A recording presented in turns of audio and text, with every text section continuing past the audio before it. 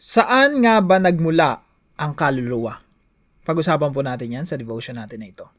Magandang araw po sa bawat isa sa inyo. Welcome back to our 365 Daily Devotions Seminary Edition. Binabati ko po muna si Pong, Marie Chris Abad, and Imelda Manansala. Hello po sa inyo. At patuloy po kayong pagpalain ng ating Panginoon sa pamagitan ng kanyang salita. Now, yung topic po natin ngayon ay traducianism. Traducianism, no? Yung mga tao, mixed emotion sa mga devotions natin. Yung iba parang inisip, ano ba yung mga topics na yan? Ba't ganyan? Yung iba naman na-appreciate nila kasi mas lumalalim sila sa mga topics na pinag-aaralan sa seminary na hindi nila naririnig. Tapos dito na ipapaliwanag natin. Na yung, ano ba yung traducianism? So, bago ko po ipaliwanag sa simpleng pananalita, basahin ko po muna yung konsepto na ito. Traducianism is the view that the human soul, along with the body, is generated from the parents at conception. Ibig sabihin yung kaluluwa natin galing sa ating mga magulang. This means that both body and soul are passed down from Adam through ordinary generation, explaining why all humans inherit a sinful nature. This position contrasts with creationism, the belief that God creates a new soul for each person directly. Traducianism accounts for original sin and humanity's solidarity in Adam. Our souls are not created neutral, but we are conceived in sin. This reminds us of the depth of our need for redemption in Christ, the second Adam, who alone can give us new life. So dito po sa devotion natin na ito, sasagutin po natin yung tanong na saan nga ba galing yung kaluluwa? Galing ba siya sa mga magulang natin or directly create ng Diyos? Now, bago po yan, basahin ko po muna yung verse sa Psalm 51 verse 5. Sabi po ng manunulat ng psalmist, "Surely I was sinful at birth." Simula pa nung kapanganakan ko, makasalanan na ako. Sinful from the time my mother conceived me. Sa Tagalog po, narito, ako'y ipinanganak sa kasamaan at ipinaglihi ako ng aking ina sa kasalanan. So ito po yung mga katuruan natin ngayong araw. Traducianism teaches, number 1, human soul came from human parents. Yung kaluluwa natin galing sa mga magulang natin. Pero bago po yun, explain ko muna yung iba-ibang paniniwala patungkol po rito. So, i-drawing ko po. So, meron pong tatlong paniniwala patungkol sa kaluluwa. Saan galing yung kaluluwa? So, ito po ay sperm cells, no? Ito yung mga puti na yan. Yan po yung mga sperm cells. Ito po yung egg cell na galing sa nanay natin. Now, meron pong tatlong paniniwala patungkol sa saan galing yung kaluluwa natin. Yung una po yung pre-existent. Etong number 1, pre-existent. Para bang ganito po yan, no? Let's say, parang mayroong isang lugar, nandyan yung mga kaluluwa natin. Tapos, the moment na yung sperm cell, tsaka yung egg cell, ma-fertilize, no? Mag-zygote. The moment na ma-fertilize yung egg, yung kaluluwa na nandito na, pre-existent, ibig sabihin, nandyan na, ready na. Isasanib na lang doon sa na-fertilize na egg. So, magkakaroon ng kaluluwa yung fertilized egg, yung the moment of at the moment of conception. Now, isa pong theory yan, pre-existent. Hindi po ako naniniwala diyan, no? Ito po yung dalawang possible. Yung creationism naman po, the moment na ma-fertilize yung egg ng isang sperm, pag na-fertilize yan, directly magke-create ang Diyos ng kaluluwa. Yan. Possible po yan.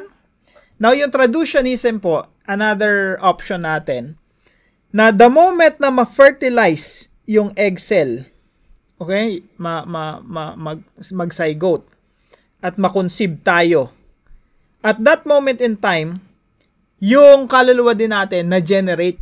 Ibig sabihin, nalikha. Kumbaga, yung magulang natin nag-produce ng kaluluwa. Yung sperm cell tsaka egg cell, pag nagsanib sila, na-fertilize yung egg, na-generate rin yung kaluluwa. Ibig sabihin, yung kaluluwa galing din sa mga magulang natin.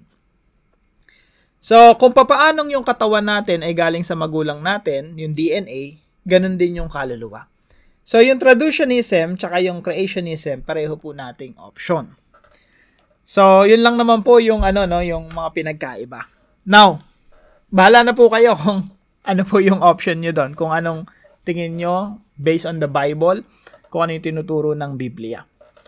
So, yung traducianism po, it teaches that human soul came from human parents. So, mas na-explain nila kung papaano nating namana yung kasalanan ni Adan. Yung kasalanan ni Adan, pinasa-pasa yan, kumbaga namana natin, inherited. So, yung creationism naman, namana natin by imputation. No? Medyo, pang mga theologians na yun, hayaan na lang natin sila.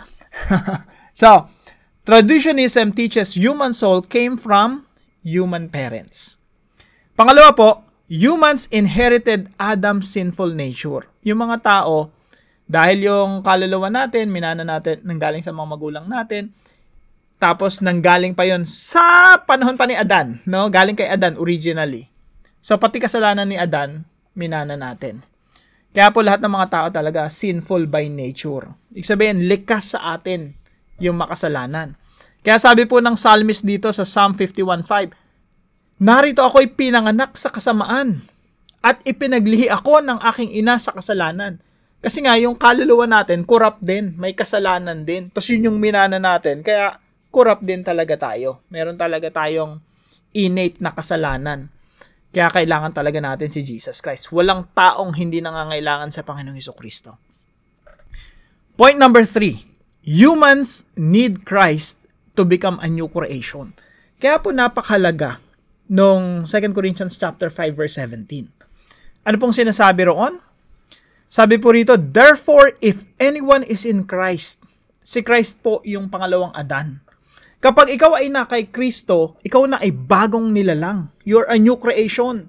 Hindi ka nagaling kay Adan na likas na makasalanan. Kay Kristo, you are a new creation. You are forgiven. You are loved. You are changed. You are transformed.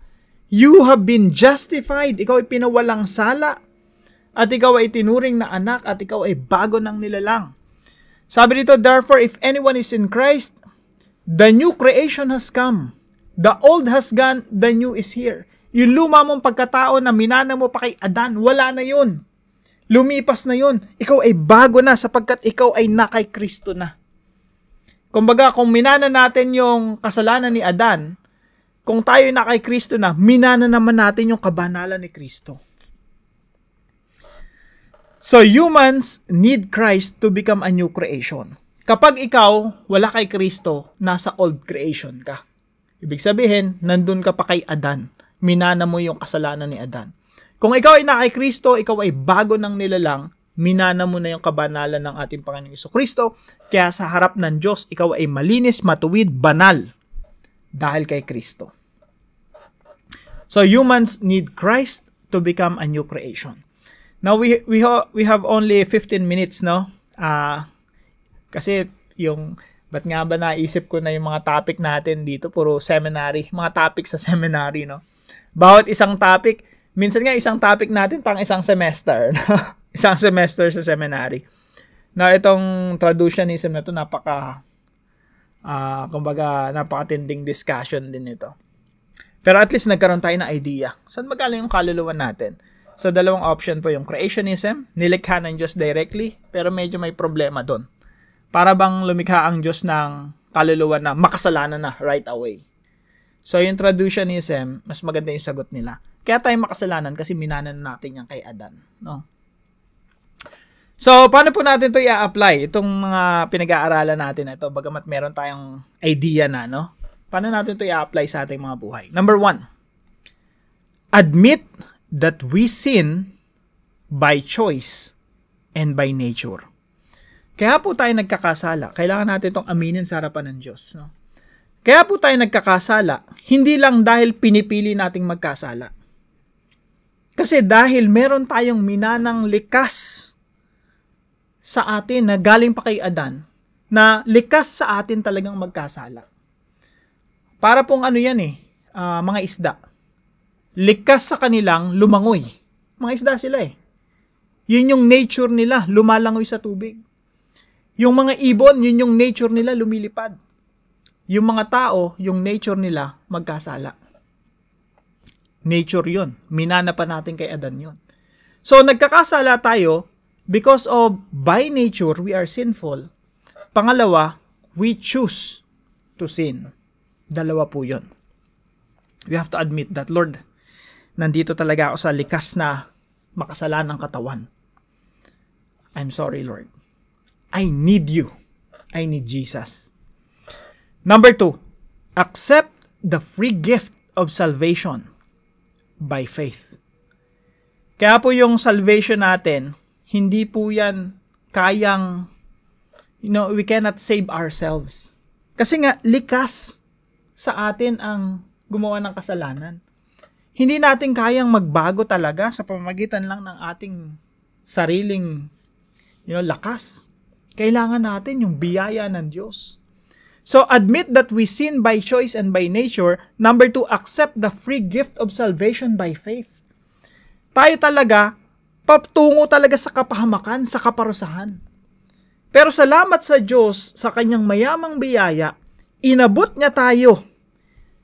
Isipin niyo po mga kapatid, para na tayong nalunod at namatay. No?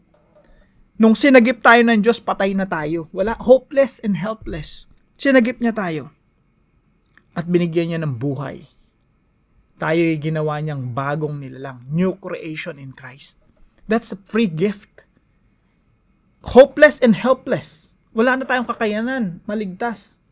Wala na tayong kakayanan magbago. Pero ang Diyos ang sumagip sa atin sa pamamagitan ng kamatayan ng Panginoong Jesucristo doon sa krus. Binuhay niya tayo.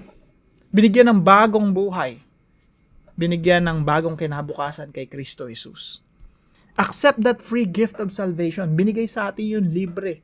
Kailangan mo lang manampalataya sa ginawa ng ating Panginoong Jesucristo doon sa krus ng Kalbaryo.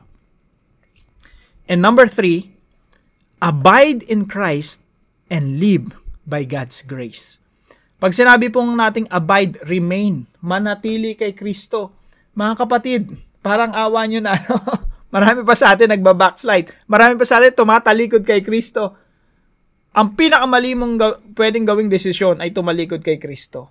Or mag-backslide. Or magpakalayo-layo kay Kristo. Sa John chapter 15, paulit-ulit, napakaraming beses sinasabi ron, abide, remain in Christ. Manatili ka kay Kristo.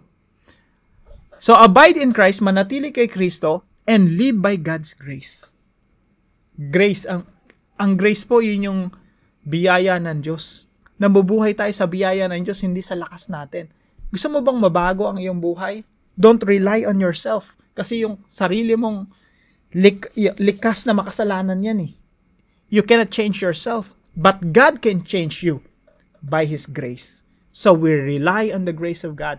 We rely on the power and the strength of God. We rely on the Spirit of God. Ang banal na Espiritu ang magbabago sa atin, hindi yung sarili natin. Kasi likas. We are sinful by nature. Makasalanan tayo. Minana pa natin yan kay Adan. At lahat ng na kay Adan, namumuhay sa kasalanan. Pero lahat ng na kay Kristo, binabago ng Diyos. Abide in Christ and live by God's grace. Now, para po sa ating discussion, why is it important to understand that we inherit sin from Adam and that we sin by choice and by nature? Bakit kailangan nating maunawaan na likas tayo makasalanan? At dahil doon, kailangan talaga natin si Kristo. We cannot be saved apart from Christ. Pag-usapan po natin yan sa ating mga discussion groups at tayo po'y manalangin. Holy God, I confess that I was born in sin and shaped in iniquity. Surely I was sinful at birth, sinful from the time my mother conceived me. But thank you that through Christ, the second Adam, you have given me new life and righteousness that I could never earn. Help me to remember the seriousness of my sinful nature, but also the greatness of your grace that redeems and renews me. Teach me to live in the freedom of your salvation and to walk daily in the power of Christ's victory. In Christ's precious name I pray. Amen and amen.